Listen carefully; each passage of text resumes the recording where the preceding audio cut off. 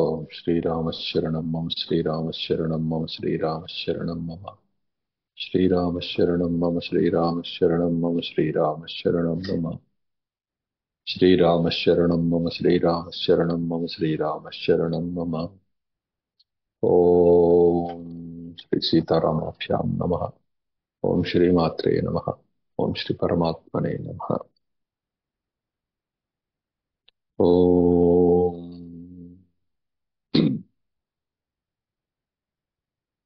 ముముక్షు వ్యవహార ప్రకరణం.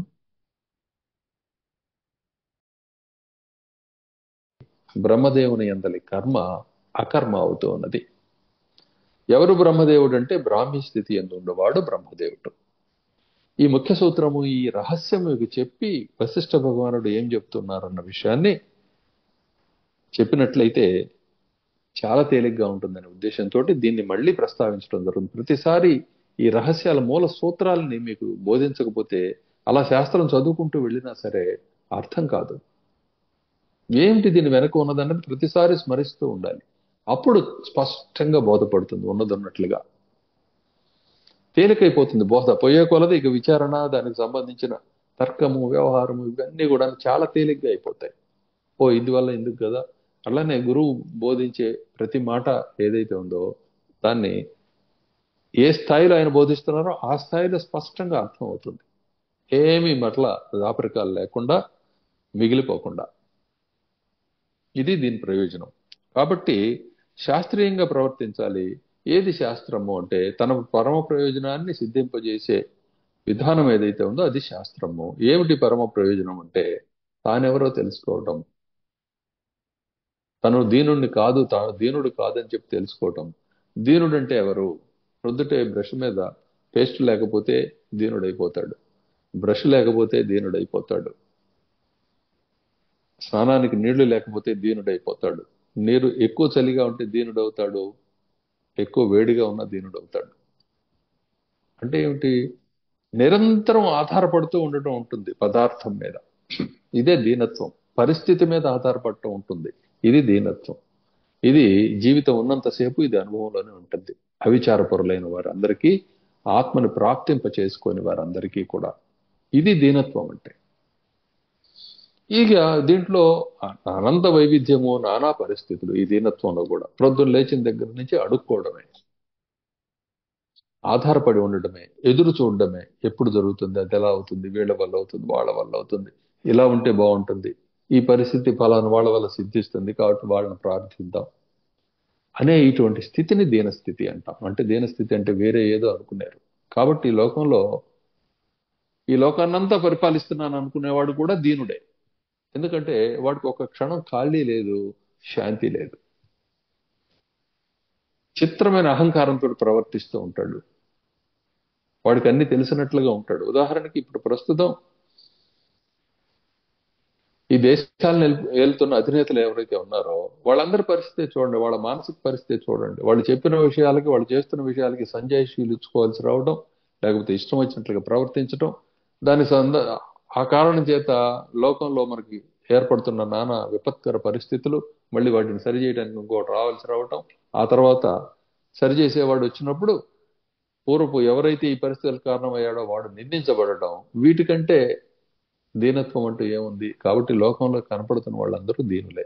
ఎవరైతే పరమాత్మని కోరుతూ ఆయనకు శరణ పొందారో, ఆయన్ని కావాలని కోరుకుంటూ పనులు చేయటం మొదలుపెట్టారో వాళ్ళు స్వయంగా దీనత్వాన్ని స్వీకరించినట్లుగా కనపడుతున్నా ఈ దీనులు ధీరులు, అసలు విషయాన్ని గ్రహించారు, అందువల్ల దాన్ని పొందదలుచుకున్నారు.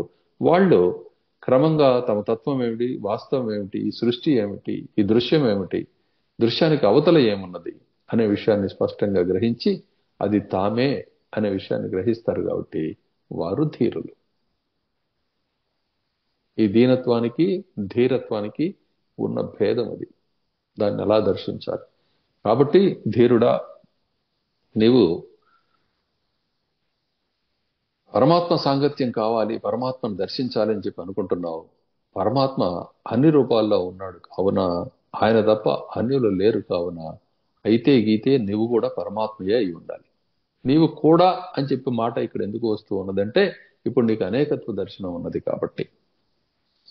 ఎప్పుడైతే ఈ సంశయాలన్నీ తొలగిపోయినాయో ఈ శాస్త్రీయమైన విధానం ద్వారా ఈ ఈ శాస్త్రీయమైన విధానాన్ని, ఈ విధమైన ఆలోచనని అంగీకరించటమే పౌరుషం ఇక్కడ.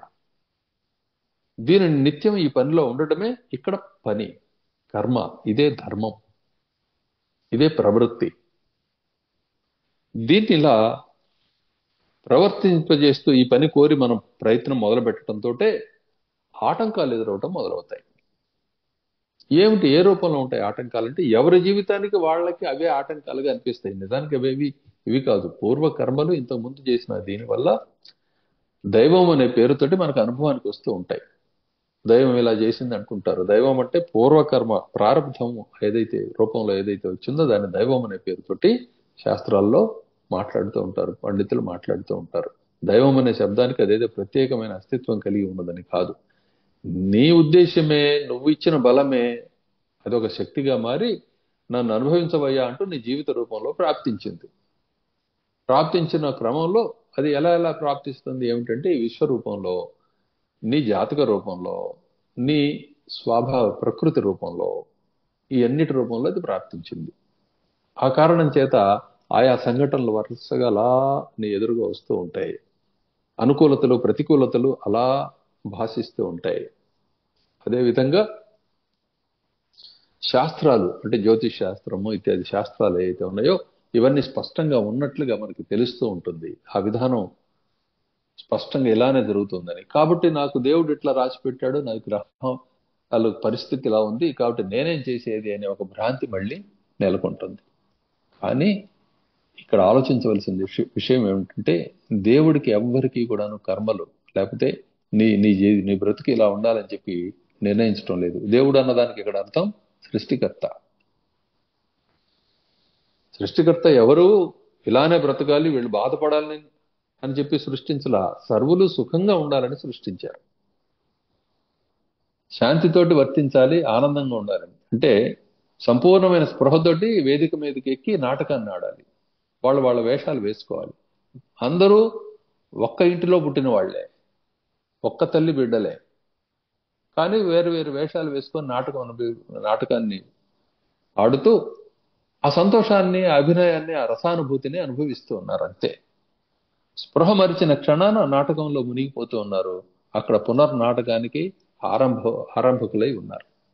అంటే ఏమిటి, ఇంకా ఏదేదో సృష్టించుకుంటూ పోతూ ఉన్నారు. వీళ్ళందరూ బ్రహ్మస్వరూపులేగా. ఇది జరుగుతూ ఉన్నది. కాబట్టి దీని నుంచి బయటపడాలంటే చేయవలసింది ఇప్పుడు ఇంతకుముందు చేసింది. దీనికి నీకు ఈ పనిలో నువ్వు ముందుకు సాగుదామని చెప్పి అనుకోగానే నీకు వచ్చే ఆటంకం తల్లి, తండ్రి, భార్య, బంధువులు, మిత్రులు, సమాజము, అప్పటిదాకా నమ్మిన విషయాలు, వీటన్నిటి రూపంలోనూ. అదే కాకుండా పని చేస్తుంటే తక్కిన వాళ్ళకి తొందరగా పూర్తవుతున్నట్లుగా, నీకు త్వరగా అవనట్లుగాను, ఈ రకాల రూపాల్లో ఈ దైవము ప్రారంధం అనేది నీకు ఆటంకాలు కల్పిస్తున్నట్లుగా నీకు తోస్తుంది. కానీ ఒక్క విషయాన్ని ఇక్కడ గుర్తించుకోవాలి. నీ చేతిలో నువ్వు పని చేసుకుంటూ ఉండగా ఒక వస్తువు క్రింద పడింది. అలా జారిపోవడం అనేది ప్రకృతి వల్ల, అంటే గుణం వల్ల జరుగుతుంది.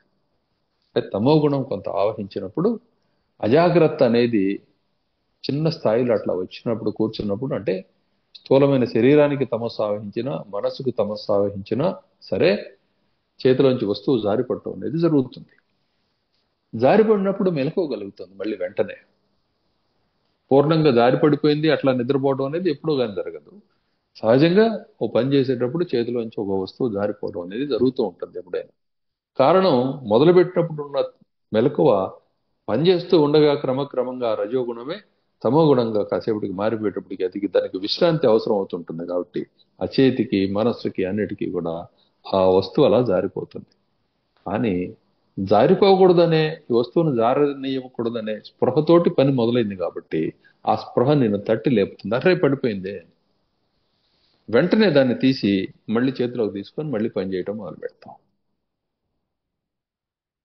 అంటే జాగ్రత్త కలుగుతున్నది, కర్మ చేయటం అనే రజో ప్రవృత్తి కనిపిస్తూ ఉన్నది. ఇలా చేస్తూ ఉండగా వచ్చిన అలసట కారణంగా, అంటే తమస్సు కారణంగా ప్రమాదం జరగడం కనిపిస్తున్నది. ప్రమాదాన్ని సరి చేసుకోవటం కూడా కనిపిస్తోంది మెలకువతోటి మళ్ళీ. అంటే ఒక కర్మ అలా జరిగిపోతే ఇంక అలా ఉండిపోవటమే అన్నది లేదు, దాన్ని సరిచేయవచ్చు. ఇలా సరిచేస్తూ ఉన్న దాంట్లో ఈ పనుల్లో దీన్ని ఆగామి కర్మలు అంటాం. ఈ ఆగామి కర్మలు ఏమిటి అంటే అప్పుడు నువ్వు చేస్తున్న ప్రయత్నాన్ని ఆగామి అంటాం. దాంట్లో ఏదైనా పొరపాటు జరిగితే వెంటనే సరి చేసుకోవడానికి ఉండే అవకాశాన్ని మనం గమనిస్తున్నాం, అవకాశంతో పని సరి అవడం చూస్తున్నాం. దారిని వెళ్తూ ఉన్నావు, నీ కాలో చెయ్యో ప్రక్కన పొరపాటున అక్కడ కూర్చొని ఉన్న వాళ్ళకో పడుకొని ఉన్న వాళ్ళకో తగిలింది, వారికి మెలకువ వచ్చింది, లేకపోతే వాళ్ళకి ఆ ఏకాగ్రత భంగం అయింది. అవటంతో వాళ్ళు కోపంగా చూశారు. ఆ కోపానికి ఒక ఫలితం ఉంటుంది. అలా నువ్వు దాన్ని ఆటంకపరిచినందుకు, వాళ్ళకి భంగం కలిగించినందుకు ఒక ఫలితం ఉంటుంది. అది వాళ్ళ ప్రాప్తం అనే మాట ఇప్పుడు ప్రస్తుతం ప్రక్కన ఉంచుదాం. అటువంటి పిచ్ డిస్కషన్ లోకి వెళ్ళొద్దు ఇప్పుడు మనం. ఒకవేళ వెళ్ళినా సరే దాని సంగతి తర్వాత ఆలోచన చేయొచ్చు. కలుగుతుంది. కలిగినప్పుడు ఏమవుతుంది? వెంటనే నువ్వు సారీ అంటావు, క్షమించండి అంటావు. వాళ్ళు పొరపాటు జరిగిందంటే కొంచెం ఏదో తొందరలో ఉన్నాను ఒక మాట నువ్వు అన్ని సిన్సియర్గా చెప్పడంతో అవతల వాళ్ళకి సిన్సియారిటీ ఎప్పుడు మూర్ఖుడికైనా మందబుద్ధికైనా లేకపోతే జ్ఞానికైనా ఎవరికైనా ఒక తీరుగానే అర్థం అవుతుంది. ఎందుకంటే అది శాంతంగా ఉంటుంది, స్పష్టంగా ఉంటుంది. నువ్వు సిన్సియర్గా ఎప్పుడైతే చెప్పావో అవతల వాళ్ళు దాన్ని గ్రహించి పర్వాలేదండి చూసుకోండి కాస్త అని చెప్పి వాళ్ళు ఉంటారు. వాళ్ళు వేరే గుణంలో కనుక రజోగుణంలో తీవ్రంగా మునిగిపోయి ఉన్నట్లయితే ఒకసారి కోపంగా స్పందించవచ్చు, ఒక మాట అనవచ్చు. అప్పటికి నువ్వు పొరపాటు జరిగిపోయిందండి, ఏం చేయలేను, దీనికి క్షమించండి అని నువ్వు వెళ్ళిపోతూ ఉంటే వాడు కాసేపటికైనా సరే శాంతించి పాప అతడు ఏదో జరిగిందిలే అని వదిలేస్తాడు. అక్కడతోటి నువ్వు దాని నుంచి ముక్తుడు అయిపోతూ ఉన్నావు. అంటే నువ్వు చేసిన ఒక పనికి నీవు ఇంటెన్షనల్ గా చేయకపోయినా, అంటే కోరి చేయకపోయినా మరొక ఫలితం వచ్చినప్పుడు దానిని నువ్వు తగిన విధంలో దాన్ని సరి చేసుకుంటున్నావు. దీన్ని బట్టి ఏం అర్థమవుతుంది? పూర్వకర్మ కూడాను అది ఆ ప్యాకేజ్ అలా వచ్చినప్పటికీ కూడా దాన్ని సరిచేయవచ్చు. ఈ సరిచేసే విధానాన్నే శాంతి కర్మ అనే పేరుతోటి చెప్తాం. జ్యోతిష్ శాస్త్ర పరంగా గ్రహశాంతులు చేయటం ఇత్యాది వ్యవహారాలు ఆయా విధాలుగా నడుచుకోవటము, ఆయా పనులు చేయకపోవటము ఇత్యాది విషయాలు ఏవైతే ఉన్నాయో ఇవన్నీ శాంతి లేకపోతే పరిహార కర్మలు అనే పేరుతోటి చెప్పబడతాయి. కాబట్టి ఏ జీవితమైనా సరే మోక్షాన్ని కాంక్షిస్తూ ముందుకు సాగుతూ ఉన్నప్పుడు కలిగే ఆటంకాల్ని ఈ విధమైన గురువులు ఉపదేశించిన విధానంలో వాటిని సరి చేసుకుంటూ ముందుకు సాగాలి. ఈ నా కర్తవ్యం ఏమిటి అనే ఒక ఆలోచన వస్తుంది ప్రతి ఒక్కరికి, స్త్రీకైనా పురుషుడికైనా. నేను దేన్ని చూడాలని.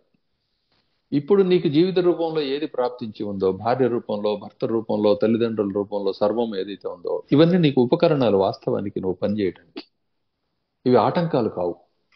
వీటిని వదిలేయాలా ఇలా అని చెప్పి నీ విచారణ అనేది గురువుని నువ్వు ఒకసారి ఆయన చెయ్యి నువ్వు పట్టుకున్న తర్వాత, నీ చేయిని ఆయన గ్రహించిన తర్వాత అది అత్యుత్తమమైనది. ఏ విధంగా అయితే స్త్రీ తనకి దైవాలైన తల్లి తండ్రి అనే వాళ్ళను వీడి ఒక పురుషుని చేయి పట్టుకొని వెళుతూ ఉన్నదో, వెళ్ళేటప్పుడు అతడు మాత్రమే పరమదైవం అవుతూ ఉన్నాడో, అదే విధంగా సమస్తమైన జీవులు ఎప్పుడైతే గురువు చేతిని గ్రహిస్తూ ఉన్నారో అతడే పరమదైవం అవుతాడు. ఎవరు పరమదైవం అవుతూ ఉన్నారో వారు చెప్పిన ఆదేశము, వారు చెప్పిన చొప్పు నడవడమే సహధర్మచారిత్వం. ఈ విధంగా నడుచుకుంటూ ఉండే వాళ్ళకి దోషాలు అంటవు. ఇది రక్షణ, ప్రభువుని కలిగి ఉండడం. ఎప్పుడు అదే చెప్తున్నది విషయం, ఇంతకుముందు చెప్పింది కూడా అదే. ఈ విధంగా నువ్వు ముందుకు వెళ్తున్నప్పుడు శాస్త్రీయంగా ప్రవర్తించినట్లు అవుతుంది. కాబట్టి గురువు ఏం ఆదేశించారో దాని ప్రకారం సంసారంలో ఉండరా అబ్బాయి, నీ భార్య పిల్లల్ని చూస్తూ ఉండు, ఈ పనులు చేస్తూ ఉండు, నేను చెప్పింది విచారణ చేస్తూ ఉండు. 25 ఏళ్ల క్రితం ఇప్పుడున్న సీనియర్ శిష్యులు అనే వాళ్ళందరికీ చెప్పిన మాట ఇదే.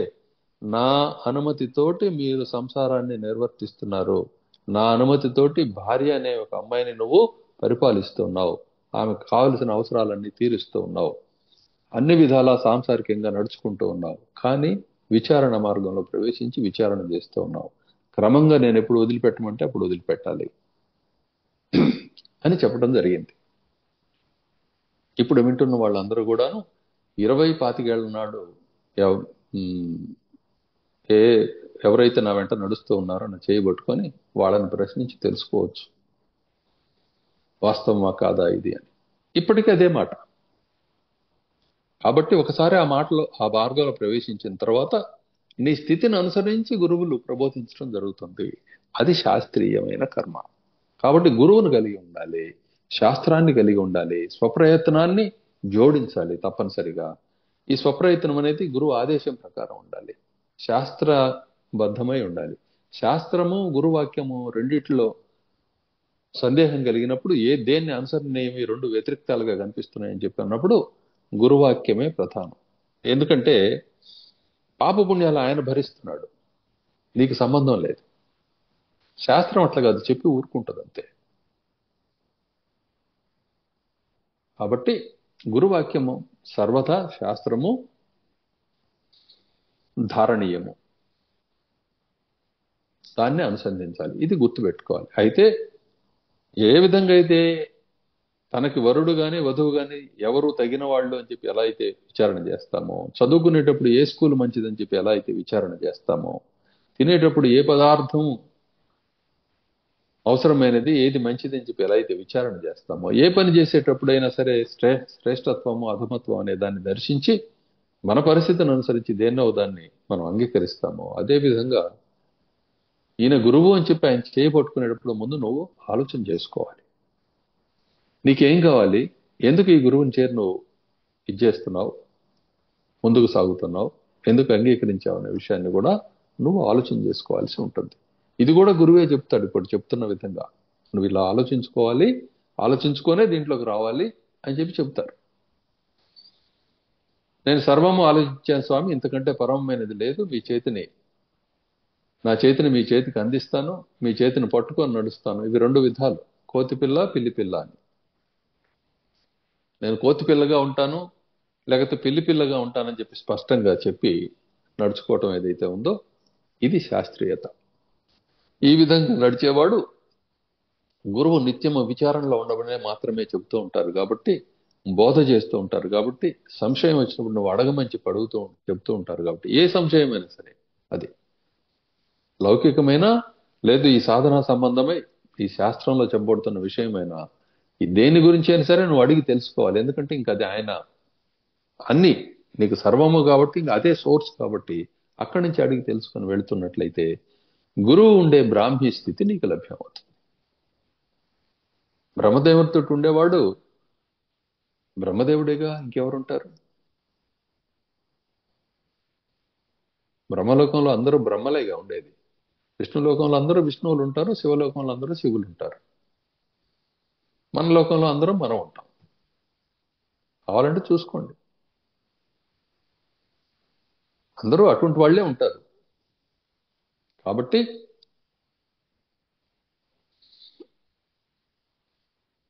ఈ విషయాన్ని గ్రహించి ఈ విధమైన ప్రయత్నం గనక చేసినట్లయితే దాన్ని శాస్త్రం అంటాము. గురువు వేదం ఏం చెప్తూ ఉందో, వేదం యొక్క ఉద్దేశ్యం ఏదైతే ఉందో, దానిని వేదాంతం యొక్క స్వరూపం ఏమిటో, ప్రయోజనం ఏమిటో దానిని గుర్తించి తాను స్వయంగా వేదమూర్తి అయి, బ్రహ్మమూర్తి అయి, ధీరుడై, దీనత్వానికి దూరుడై నివసిస్తూ ఉంటాడు. ఆయన నివాసం, ఆయన జీవితం నీకు ఆధారం. కాబట్టి గురువును కలిగి ఉండాలి, ఆయన వాక్యాన్ని నీ ధర్మంగా తీసుకోవాలి. ఇలా తీసుకొని ముందుకు జరుగుతూ ఉన్నప్పుడు నీకు నిస్సందేహంగా పని జరుగుతుంది. ఈ విషయంలో వచ్చే ఆటంకాల్ని ఎలా అయితే బలవంతుడైన వాడు లేకపోతే బలవంతమైన సింహము ఓ సామాన్యమైన పంజరంలో బంధించబడ్డప్పుడు దాన్ని బద్దలు కొట్టి బయటపడుతుందో, అదే విధంగా ఒక పని సాధించాలనుకుంటున్నప్పుడు లౌకికంగా అయినా సరే ఒకడు అన్ని కార్యక్రమాలను ప్రక్కన పెట్టేసి నడుం బిగించి గట్టిగా పళ్ళు పొటపొట కొరుకుతూ అయినా సరే ఆ పని సాధిస్తాడు. తను అదుపు చేసుకుంటూ, శరీరాన్ని అదుపులో ఉంచుతూ ఆ పని మీదనే ఉండి పని అయిందాక ఎలా అయితే దాంట్లో మాత్రమే ఉంటాడో, వేరే వైపుకి వెళ్ళడో, ఆ విధంగా నీవు ప్రయత్నం చేసినట్లయితే నీకు నిస్సందేహంగా పారమాత్మికమైన నీ స్వస్థితి అనేది నీకు లభ్యం అవుతుంది. ఈ స్వస్థితిని లభించడాన్ని స్వాస్థ్యం అనే పేరుతోటి కూడా చెప్తాం. స్వస్తి అనే మాట అక్కడి నుంచే వచ్చింది. అది సుఖంగా ఉంటుంది. ఉద్యోగాన్ని ఎంత ప్రేమించినా, దేన్ని ఎంత ప్రేమించినా నీ ఇల్లు కంటే ఎక్కువ కాదు ఏది కూడా. చివరికి ఇంటికి చేరటానికే సమస్తమైన పనులు చేస్తూ ఉన్నావు. ఇంటికే చేరతావు. ఇంటికి చేరిన తర్వాత విశ్రాంతి సుఖాన్ని అనుభవిస్తావు. అందువల్ల ఎవరికైనా సరే వాళ్ళ ఇళ్లలో, అది ఎంత చిన్నదైనా మహాసౌధమైనా ఏదైనా సరే, వారి ఇంట్లో ఉన్నంత సుఖము ఎక్కడా కూడా లభ్యం కాదు. మిత్రగృహాల్లో, అంటే తనకు అత్యంత ఇష్టడు, అరమరికలు లేని స్నేహితుడి ఇంట్లో కూడా సుఖం లభ్యం అవుతుంది. స్వగృహము, మిత్రగృహము, ఈ రెండు గృహాల్లో అత్యుత్తమమైన సుఖం లభ్యం అవుతుంది. ఇక మిత్రుడు అట్లనే స్వయం స్వరూపుడు ఎవరు అందరికీ కూడాను బ్రహ్మదేవుడు. ఆయన ఇంట సర్వులు ఆయనలాగానే ఉంటారు. అట్లనే గురువు ఇంట సర్వులు తద్భావంతో తత్స్వరూపులై, శిష్యుడు అంటే గురువు స్వరూపుడే, గురువు రూపమే శిష్య రూపంలో వర్తిస్తూ ఉంటుంది. అందరూ శాంతిగా ఉంటారు. అదే ఈ ఆశ్రమానికి ఎవరైనా వచ్చినప్పుడు కూడా అనుభవిస్తూ పలుకుతున్న మాటలు అవి. ఇంతవరకు ఇక్కడికి వచ్చినవాడు మాకు ఇక్కడికి వస్తే కలతగా ఉంది అన్నవాడు ఒక్కడు లేడు. ఎంతమంది వచ్చినా దీనికి సంబంధం లేకుండా, ఈ కార్యక్రమాలకి సాధారణంగా సంబంధం లేకుండా వచ్చినా కూడాను వచ్చిన వాడికి ఎంత శాంతంగా ఉంది, ఎంత హాయిగా ఉంది. ఇక్కడ శాంతంగా అంటే ప్రక్కనే రోడ్డు మీద బస్సులు, లారీలు, ఆటోలు, టూ వీలర్స్, రణగొణ ధ్వనులు ఉన్నాయి, కానీ శాంతి కూడా ఉన్నది. దీన్ని అనుభవిస్తున్నారు వచ్చిన వాడు. ఎందుకు వస్తూ ఉంది ఈ స్థితి అంటే, గురువుగారు లోపల ఎక్కడో ఆయన కుటీరంలో ఆయన ఉన్నారు, ఆయన స్థానంలో. కానీ బయట తిరుగుతున్న గురుమూర్తులైన శిష్యులందరూ కూడాను ఆ భావాలని అనుసంధించి ఉంటున్నారు కాబట్టి అందరికీ అది అనుభవానికి వస్తుంది. ఎవరి పనుల్లో వాళ్ళు ఉంటున్నారు. వాళ్ళు మాట్లాడుకునే మాటల్లో ఎక్కడ కూడాను శాంతియే తప్ప అశాంతి లేదు. దాంతో వచ్చిన వాళ్ళందరికీ కూడా చాలా హాయిగా అనిపిస్తున్నది. ఇదే కదా లోపిస్తున్నది స్వగృహాల్లో కూడా.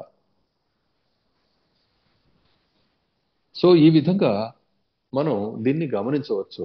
కాబట్టి శాస్త్రాన్ని అనుసంధించాలి తప్పితే అశాస్త్రీయమైన ధోరణిలో పనులు కావు. ఏవేవో క్రొత్త మతాలు, క్రొత్త విధానాలు మనం సృష్టించుకున్నా లక్ష్యం అదే ఉండి స్పృహ అదే ఉన్నప్పుడు ఆ మతం ఉపయుక్తం అవుతుంది. కానిదైతే దానివల్ల ప్రయోజనం ఉండదు. ఏదో అగమ్య గోచరంగా ఒక చీకట్లో ఒక నెట్టి వదిలేస్తుంది. ఇది అలా కాదు. నిన్ను నీతోటి నీవు ఉండేటట్లు చేస్తుంది, నీకు అన్యం లేకుండా చేస్తుంది, నీవు మాత్రమే ఉండేట్టు చేస్తుంది. ఇది వశిష్ఠ మతం, ఇది రామ మతం, ఇది సనాతనమైన మతం, ఇది వాస్తవం, ఇది తత్వం. కాబట్టి ఇక్కడ మళ్ళీ ప్రస్తుతం నేరుగా దీంట్లో విషయంలోకి వస్తే, ఆగామి కర్మల్ని ఎట్లయితే, ఆగామి అంటే ప్రస్తుతం మనం చేస్తున్న ప్రయత్నాలు, కర్మలు, వాటిని ఆగామి అంటాం. వీటిల్లో మనం ఎలా అయితే సరి చేసుకోవటానికి వీలు కలగటం అనేది మనం చూస్తూ ఉన్నామో, ఒక్కొక్కసారి సరి చేసుకోవటానికి వీలు కలగదో, పూర్తిగా మట్టిలో కలిసిపోయిన దాన్ని పైకి ఉద్ధరించి చేయలేం కదా. నెయ్యి గిన్నె ఒలిగిపోయింది, నెయ్యి భూమిలో కలిసిపోయింది, ఇంకా దాన్ని పిండి తీయడానికి కుదరదు కదా. కొన్ని అటువంటి కార్యక్రమాలు ఉంటాయి, కొన్ని పనులు జరిగిపోతుంటాయి, వాటిని మనం తిరిగి తీయలేం. కానీ ఏం చేయవచ్చు, అప్పటికి అవసరమైన ఆ నేతిని ఇంకో చోట నుంచి తీసుకొని, లేకపోతే మరలా ఉత్పన్నం చేయించుకొని మళ్ళీ సమృద్ధిని సాధించవచ్చు. కానీ పూర్వం పోయిన నేతిని మాత్రం తీయలేదు. అదే ఒక చిన్న చేతికి ఉంగరమో, చేతికి వేసుకునే కంకణమో కిందకి పడిపోయింది, దాన్ని తీసి శుభ్రం చేసి మళ్ళీ వేసుకోవచ్చు చేతికి. ఇలా ఈ కర్మలకు కూడాను ఆయా విధానాలు, పరిమితులు ఇవన్నీ కూడా ఉంటాయి, వాటికి కాలాలు ఉంటాయి. వీటన్నిటిని కూడా క్రమంగా చర్చల్లో మనం స్పష్టంగా దర్శించవచ్చు. కాబట్టి ఇప్పుడు మనం చూడవలసింది ఏమిటి అంటే, సత్శాస్త్రం అనే పేరుతోటి, సదాచారం అనే పేరుతోటి చెప్పబడుతూ ఉన్న జీవన విధానం ఏదైతే ఉందో దాని గురించి గురుముఖత, గురు సన్నిధిలో తెలుసుకోవాలి. తోటి శిష్యులతోటి కలిసి విచారణ చేయాలి. ఈ పనిలో ఎక్కువ కాలం గడపడానికి ప్రయత్నం చేయాలి. ఇప్పుడు మనకు కనపడుతున్న టీవీలు వాటిలో వచ్చే నాటికలు, సీరియల్స్ అని ఇవన్నీ ఇవన్నీ ఏవో వస్తూ ఉంటాయి కదా. వాటి వైపు చూడకూడదు. వాటిల్లో ఎక్కువ కాలం గడుపుతున్నందువల్ల అవి నిజమని అనిపించి ఒక రకమైన రజోగుణాన్ని ప్రకోపింపచేసి తిరిగి అటువైపుగా మళ్ళీ మళ్ళీ నడిచేట్టు చేస్తూ ఉంటాయి. అది లేకపోతే ఇంక జీవితం ఏముందని అనిపిస్తూ ఉంటుంది. ఒంటరిగా కూర్చోడానికి మొట్టమొదటి అలవాటు చేసుకోవాలి. విచారణ చేయడం అలవాటు చేసుకోవాలి. సమానమైన లక్ష్యం కలిగి ఉన్న వాళ్ళతోటి కూర్చుంటూ ఉండాలి. వాళ్ళతోటి మాట్లాడుతూ ఉండాలి. అంతేగాని ఊరికే టీవీ ముందు కూర్చొని అలా కాలం గడిపేస్తూ ఉంటే ఏం సాధిస్తావు? ఇది అశాస్త్రీయత. దీనివల్ల ఏ ఫలితం రాకపోగా ఉన్నది ఖర్చు అయిపోయి దారిద్ర్యం సిద్ధిస్తూ ఉన్నది. ఇది స్పష్టంగా దర్శనానికి అందుతూ ఉన్న విషయం. నీ కాలంలోనే రూపాయి సంపాదిస్తూ ఉన్నావు, కాలంలోనే కించిత్ జ్ఞానాన్నైనా సంపాదిస్తూ ఉన్నావు, కాలంలోనే కించిత్ సుఖాన్నైనా అనుభవిస్తూ ఉన్నావు. కాబట్టి ఈ కాలాన్ని పనికిరాని విషయాల్లో, ఇదే ప్రయోజనం లేని విషయాల్లో నువ్వు కనుక ఖర్చు పెట్టినట్లయితే, లేదండి టీవీ చూస్తుంటే నాకేదో తెలుస్తుంది, జ్ఞానం కలుగుతుందంటే, అది ఒక అర్థం పర్థం లేని విధానంలో నువ్వు అనుసరిస్తూ చేస్తున్నందువల్ల ఒకడొచ్చి దేని గురించో చెప్తాడు, ఇంకొకటి ఇంకోటి చెప్తాడు, ఇంకొకటి వచ్చి ఇదిగో చూడండి అని చెప్పి నవ్విస్తాడు. ఏవేవో చేస్తూ ఉంటే దీనివల్ల నువ్వు తెలుసుకోగలిగేది ఏముండదు. ఒక మోహానికి కారణం అవుతుంది ఈ జీవన విధానం. నీకు తెలియదు ఇక. దాంతో ఏమంటే ఇదే జీవితము, ఇది సుఖము, ఈ సుఖాన్ని ఎవరైనా దోచుకుంటే నేను ఊరుకోను, వాళ్ళ స్వార్థపరులు, నా శత్రువులు అనే భ్రాంతిలోకి నువ్వు పడిపోతూ ఉన్నావు. వాళ్ళు చెప్పేది మంచి అని చెప్పి తెలుస్తున్నా ఆ క్షణంలో నీకు అది ఇష్టం అనిపించదు. కాబట్టి వీటన్నిటి నుంచి నివర్తించాలి. మన ఈ లోకంలో తిరునాళ్ళ అనే ఈ లోకంలో తిరుగుతూ ఉన్నాం. ఈ తిరునాళ్ళకు వెళ్ళినప్పుడు దైవ దర్శనం అనేది ప్రథమ కర్తవ్యం, దైవ ఆరాధన అనేది ప్రథమ కర్తవ్యం. అది అయిన తర్వాత నీ ఇష్టం వచ్చినట్టు తిరుగు. కానీ అది కాకుండానే బయట తిరుగుతుంటే, దర్శనం కాకుండానే తిరునాళ్ళ సమయం అయిపోతుంది. నాడు అంటే ఒక దినం, తిరునాళ్ళ అంటే పవిత్రమైన దినము అని అర్థం. ఈ పవిత్రమైన దినం అంతా కూడా అయిపోయిన తర్వాత మరుసటి రోజు తిరునాళ్ళు ఉండదు కదా. మరుసటి రోజు దర్శనం వేరు. రేపు వెళ్తానులే దర్శనానికి అనుకుంటే కుదరదు. ఆ రోజు ప్రత్యేకత ఉన్నది. కాబట్టి ఈ విధంగా ఆ జీవితం, ముక్తి కోసం వచ్చిన ఆ జీవితాన్ని అలా ఖర్చు పెట్టేసుకుంటే పరమ ప్రయోజనాన్ని సాధించకుండా నేను ఆ జీవితాన్ని వెచ్చబెట్టేశావు. కాబట్టి మళ్ళీ ఎప్పటికి లభ్యమయ్యేది ఇది తెలియదు. అది అది అనిశ్చయం. కానీ ఈ మార్గంలో నేను నడుచుకుంటూ ఉంటే పని మిగిలిపోతే మరుసటి రోజు ఆ పని పూర్తవుతుందని చెప్పవచ్చు. అలా కానప్పుడు ఎప్పటికవుతుందో ఎవరు చెప్పలేరు. బ్రహ్మదేవుడు కూడా చెప్పలేరు. గుర్తుపెట్టుకోండి. ఇది ఇతడికి ఇంతకాలానికి అవుతుందంటే అదెవరో రాసిన ప్రోగ్రాం కాదుగా చెప్పడానికి. తనకు తాను రాసుకుంటుంది. వీడు ఎప్పుడు ఎట్లా ప్రవర్తిస్తాడో ఎవడికి తెలుసు?